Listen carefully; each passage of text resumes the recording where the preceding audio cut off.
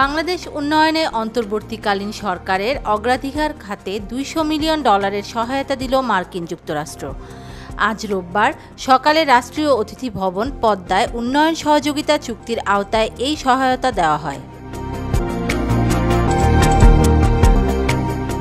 চুক্তির পর সাংবাদিকদের এসব তথ্য জানান United states agency for international ডেভেলপমেন্টের ডেপুটি অ্যাসিস্ট্যান্ট অ্যাডমিনিস্ট্রেটর অঞ্জলি কৌর।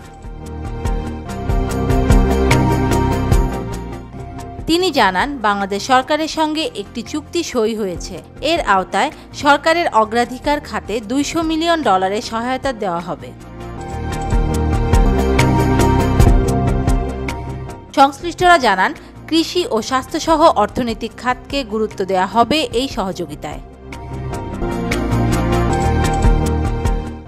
এদিকে পাচার হওয়া অর্থ ফেরাতে যুক্তরাষ্ট্রের কাছে সহায়তা চেয়েছে বাংলাদেশ সরকার। বৈঠকের পর সাংবাদিকদের এ তথ্য জানান অর্থ উপদেষ্টা Saleh Uddin Ahmed. Desk news, media express.